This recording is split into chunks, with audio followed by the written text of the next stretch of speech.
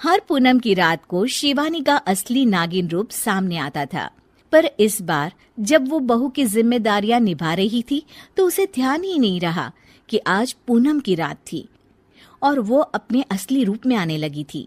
शिवानी को डर लग रहा होता है कि कहीं उसका ये राज सबके सामने ना आ जाए। हे भगवान, अब मैं क्या करूं? अगर किसी को पता चल गया कि मैं एक नागिन हूं तो मुझे इस घर से ये लोग निकाल देंगे और चंदन, वो तो मुझसे नफरत करने लगेंगे। तभी रमा रसोई में आ जाती है और शिवानी अपनी सास को आता हुआ देख घूंघट कर लेती है। बहू, तू यहाँ क्या कर रही है इतनी देर से? तभी रमा देखती है कि शिवानी ने घूंघट किया होता है। अरे बहू, ये तूने अचानक से घूंघट क्यों कर लिया? कुछ नहीं सासू माँ, वो मेरी ना सहेली का फोन आया था अभी। हाँ तो उसने कहा कि आज पूनम की रात है और आज की रात बड़ी ही खास है, तो अगर आप कोई मन्नत मांगो तो पूरी हो जाती है, लेकिन इस मन्नत को मांगने के बाद आपको अपना चेहरा किसी को नहीं दिखाना होता, इसलिए मैंने ये घूंघट किया है। अरे पर तूने तो मुझे इस बारे में कुछ नहीं बताया।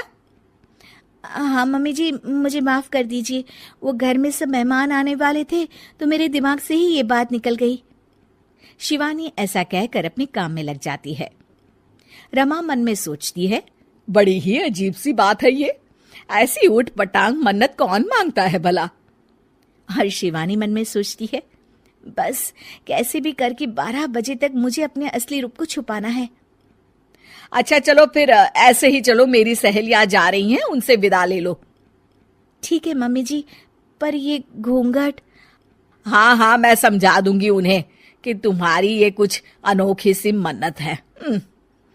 शिवानी अपनी सास के पीछे चल रही होती है, पर उसका निचला शरीर अब नागिन का रूप ले लेता है। वो मन में सोचती है, हे भगवान, अब मैं क्या करूं? ऐसे तो मैं बाहर नहीं जा सकती, मुझे यहाँ से जाना ही पड़ेगा। रमा पीछे मुड़कर देखती है तो शिवानी गायब होती है। रमा ये देखकर चौंक जाती है कि आखिर शिवानी कहाँ चली गई अचानक से। बहू, कहाँ चली गई ये अचानक से? मेरे पीछे ही तो आ रही थी। शिवानी छत पर खड़ी होती है और घबरा रही होती है कि अगर वो पार्टी में वापस नहीं गई तो उसका राज खुल जाएगा। वो चंद्र देवता से प्रार्थना करने लगती है, हे चंद्र देवता, मेरे असली रूप को आज किसी के सामने मत आने दीजिए। मैं इस परिवार से बहुत प्यार करती हूँ और मैं यहीं रहना चाहती हूँ।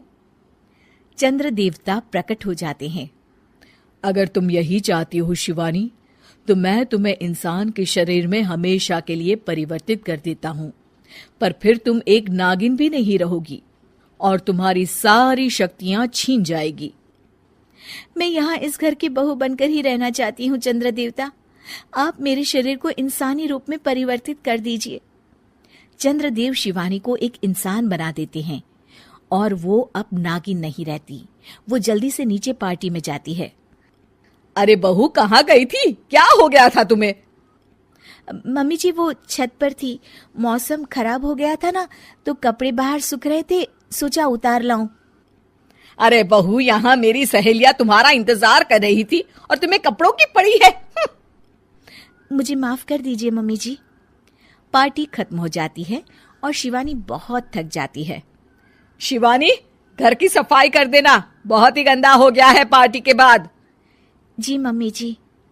शिवानी इतनी थकान के बाद भी घर की सफाई में लग जाती है। सच में एक सामान्य बहू बनना भी बड़ी ही मुश्किल का काम है। अगर चंदन से प्यार न किया होता तो कभी बहू नहीं बनती।